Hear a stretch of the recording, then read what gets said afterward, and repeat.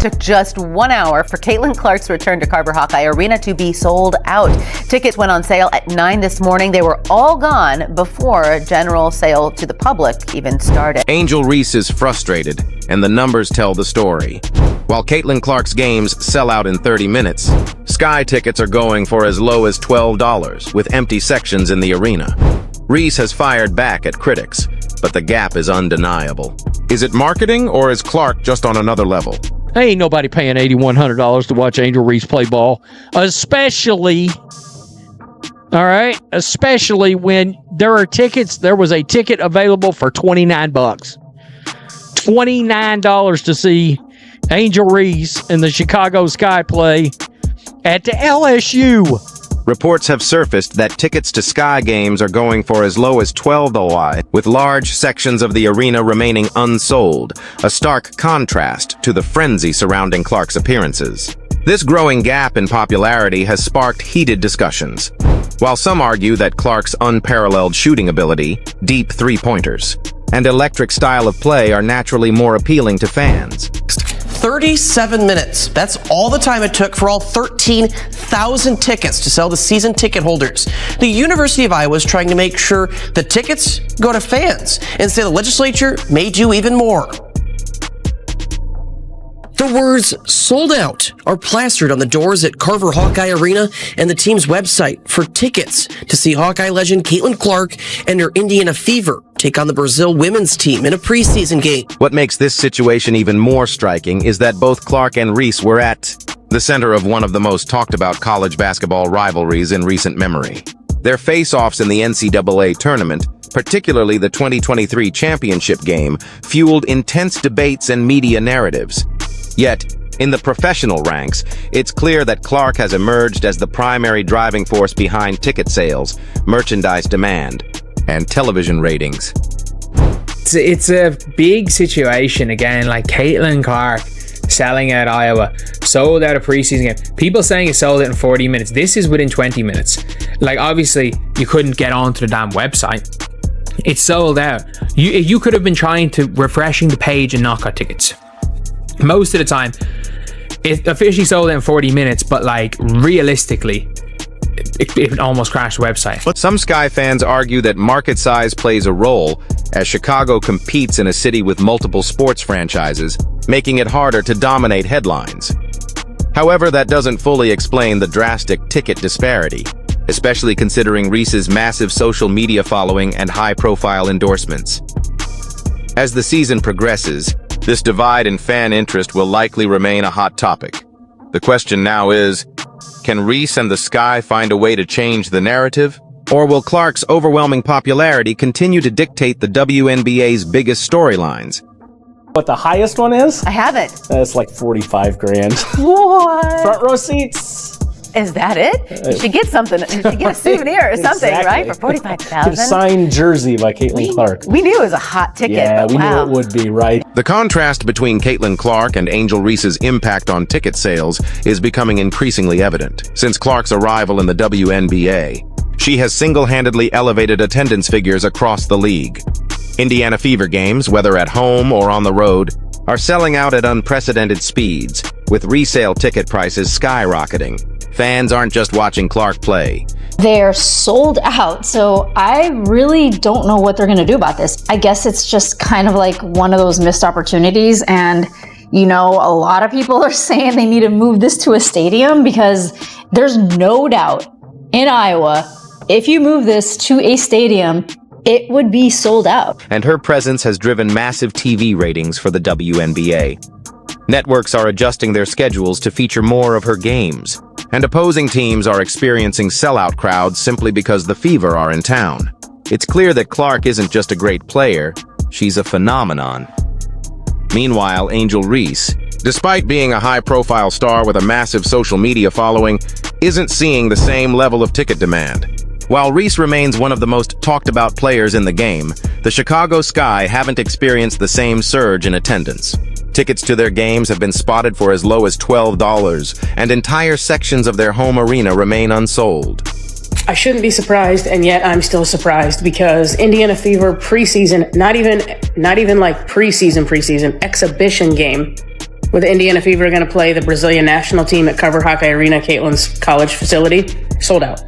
They went on sale this morning at 9 a.m. for Fever season ticket holders, Iowa donors, and Iowa season ticket holders for women's basketball. And then general admission was supposed to go on sale tomorrow at 9 a.m. I'm hearing rumblings of like maybe scalpers got in, like the secondary market is already crazy, but it was sold out and a bunch of season ticket holders couldn't even get their tickets. Iowa women's basketball posted this on their Instagram and on their Facebook just a few minutes ago that, hey, it's already sold out. No point in trying to get tickets tomorrow for the general public because you can't. The Fever's marketing strategy has fully embraced the Clark effect, ensuring she remains the face of their franchise and a centerpiece of the WNBA's promotional efforts. In contrast, the Sky haven't capitalized on Reese's star power in the same way. While her outspoken personality and on-court passion make her a compelling figure, the team's branding and media push haven't created the same must-watch narrative that Clark enjoys. There's also the simple fact that Clark's electrifying style of play, deep three-pointers, dazzling passes, and high-scoring performances makes for thrilling entertainment. Well, so what I did not know is the Chicago Sky is playing the Brazilian national team. Angel Reese is playing the very same team the Indiana Fever are playing. Reese's game, while effective, is more focused on rebounding, defense, and physicality, which doesn't generate the same widespread excitement. Angel Reese has never been one to shy away from criticism, and she's made it clear that she's aware of the ongoing comparisons to Caitlin Clark. She's pushed back against those who try to downplay her influence, emphasizing her own impact on the game and the cultural shift she's helped drive. But while Reese's confidence is undeniable, the numbers paint a stark reality. Clark's presence is driving record-breaking ticket sales, while the Chicago Sky are struggling to fill seats. Vivid Seats, there are tickets available for $36 right now. A lot of tickets for in the 50s, 40s, 50s, 60s. You get the point I'm trying to make. Very interesting indeed. StubHub. Here's a $29 ticket. A $29 ticket. The disparity isn't just noticeable, it's massive. Indiana Fever games, whether at home or on the road, are consistently selling out in minutes. Opposing teams see their highest attendance numbers when Clark is in town, and resale ticket prices have soared to premium levels. Meanwhile, Sky games have seen entire sections remain empty, with some tickets selling for as little as $12, a shocking contrast given Reese's own star power. So, what's causing the gap? Some point to marketing, arguing that the Indiana Fever and the WNBA have fully embraced the Caitlin Clark phenomenon, ensuring she's the face of the league. Her every move is highlighted, her games are nationally televised, and she's constantly in the conversation. Meanwhile, the Sky haven't capitalized on Reese's personality and brand in the same way, leading to a lack of urgency among casual fans to buy tickets. Others believe it's simply the Caitlin Clark effect. Her game is uniquely entertaining, drawing in both hardcore basketball fans and new audiences. Her deep three-pointers, flashy assists, and ability to take over games make for must-watch TV.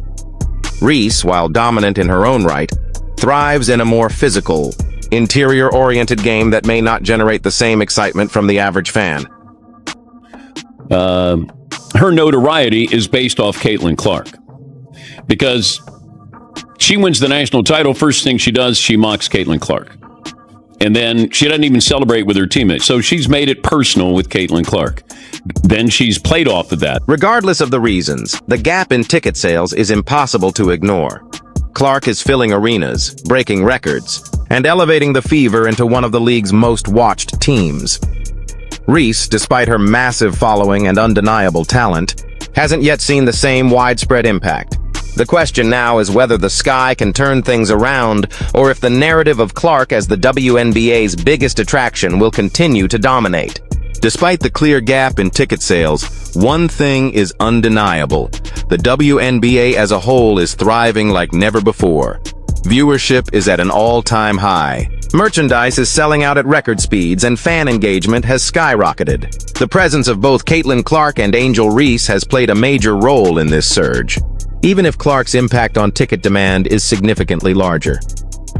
Clark's effect on the league is nothing short of historic. Her games consistently draw sellout crowds, drive up resale ticket prices, and dominate the conversation across sports media. Her electrifying style of play, deep three-pointers, and ability to take over games make her a can't-miss attraction.